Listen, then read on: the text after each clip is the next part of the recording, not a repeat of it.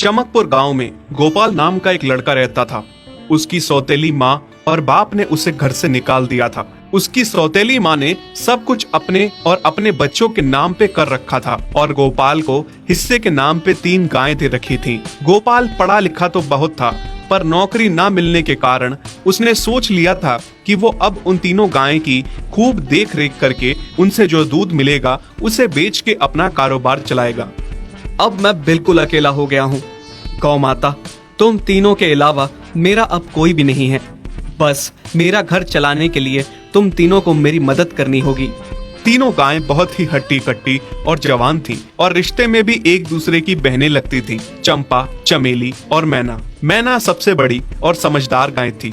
चंपा गर्भवती थी और चमेली को अभी अभी बच्चा हुआ था। वो दूध दे रही थी, जिसके दूध को बेच के गोपाल का थोड़ा बहुत घर चल रहा था। पर गोपाल को अब चंपा और मैना पे पूरा भरोसा था कि जब उनका बच्चा हो जाएगा तो वो खूब दूध देने लगेंगी और जिससे उसका कारोबार अच्छे से सेट हो जाएगा। देखा चमेली बहन, हमारे मालिक को कितनी उम्मीदें हैं हम तीनों से। हाँ चंपा, सुना मैंने, मालिक ने हमसे कितनी सारी उम्मीदें लगा रखी हैं। और उम्मीद रखे भी क्यों ना, कितना समय खर्च करते हैं मालिक हम पे और कितनी सेवा करते हैं हमारी, कितना खिलाते पिलाते हैं हमें। और फिर हम मालिक की उम्मीदों पे खरा ना उतरेंगी तो धिक्कार है हमारी जिंदगी पर। सही कह रही हो बहन तुम। चलो हम तो मालिक के लिए कुछ ना कुछ कर ही लेंगे। तुमने बच्चा दे दिया है, दूध भी दे रही हो, मैं भी गर्भवती हूँ। थोड़े दिनों में मैं भी बच्चे को जन्म दे दूंगी, फिर दूध भी देने लगूंगी। लेकिन इस मैना दीदी को देखो, हम दोनों से बड़ी हैं, एक बार भी बच्चा ना दे पाई आज तक। क्या इसका फर्ज नहीं बनता मालिक के लिए कुछ?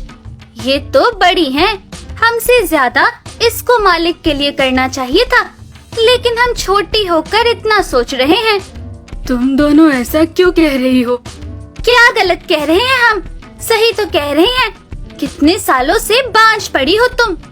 ऐसा कैसे कह सकती हो तुम? बच्चा देना ना देना मेरे हाथ में थोड़े ना है।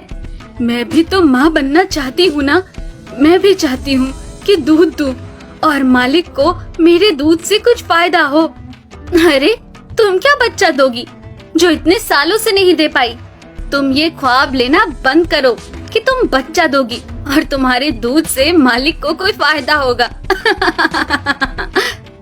दोनों छोटी बहनें बड़ी बहन मैना की बेबसी का मजाक उड़ाती हैं और उस पे हंसती हैं। इस बात से मैना बहुत दुखी होती है और रोती है कि उसी की बहनें उसको दिलासा देने की बजाय उसे ताने मार रही हैं, उसका मजाक उड़ा रही हैं। फिर एक दिन गोपाल का पड़ोसी उससे कहता है, अरे गोपाल, तुम्हारी 2 गायें तो ठीक है, एक गाय का क्या है? उससे तुम्हें कोई फायदा नहीं है, बेच क्यों नहीं देते उसे? अरे नहीं नहीं भाई साहब, बेचना क्यों उसे? अभी बच्चा नहीं दे रही तो क्या पता कल वो बच्चा दे दे। कोई भी काम जल्दबाजी में नहीं करना चाहिए। अरे नहीं गोपाल, मेरे कहने का ये मतलब था कि तुम्हें अपना कारोबार जल्द खड़ा करने की जरूरत है, क्योंकि तुम्हारे घर वालों ने तुम्हारे साथ जो कुछ भी किया वो बहुत गलत था। अब तुम्हें जो भी करना है अकेले ही करना है। आगे शादी भी तो करनी है तुम्हें, उसके लिए भी खूब पैसा कमाना पड़ेगा। जब तुम्हारी सारी गायें दूध देंगी तभी तो कारोबार अच्छा चलेगा ना। हाँ, बात तो तुम सही कह रहे हो भाई। मेरी मानो तो तुम अपनी गायों को क्रॉस करवा के देख लो, शायद उससे बच्चा हो जाए। हाँ, ये सुझाव तुमने सही दिया, मैं कल ही ऐसा कर लेता हूँ। सुना तुमने मैना बहन मालिक की बातों को?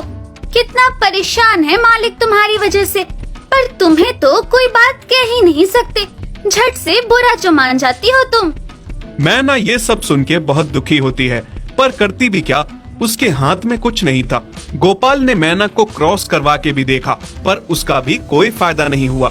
गोपाल, जो सुझाव मैंने तुम्हें दिया था, क्या वो तुमने आजमाया? हाँ भाई, वो भी करके देख लिया, पर उसका भी कोई असर ना हुआ। ये गाय किसी काम की नहीं है गोपाल, मेरी मानो तो इसे बेच दो। मैं सोच रहा हूँ एक बार फिर से क्रॉस करवा के देखता हूँ, शायद कोई बात बन जाए। देख लो, पर मुझे नहीं लगता। देखा, इन लोगों को भी पता चल गया, तुम बच्चा नहीं दे सकती, तुम बांझ ही रहोगी। सही कह रही हो तुम दीदी, इतने जतन करने के बाद भी बच्चा नहीं हो रहा, तो अब क्या होगा? गोपाल मैना को एक बार फिर से क्रॉस करवा लेता है। दोनों बहनें चंपा और चमेली मैना के बांझपन का मजाक उड़ाती हैं और उस पे खूब हंसती हैं। फिर एक दिन मैना चमेली के बच्चे के साथ खेल रही थी कि तभी चंपा देख लेती है। हाँ देख तो चमेली दीदी, ये मैना दीदी तेरे बच्चे के साथ क्या कर रही है? मुझे समझ में नहीं आ रहा, तू इस बांझ के साथ अपने बच्चे को कैसे छोड़ सकती है? जब मेरा बच्चा आ जाएगा मैं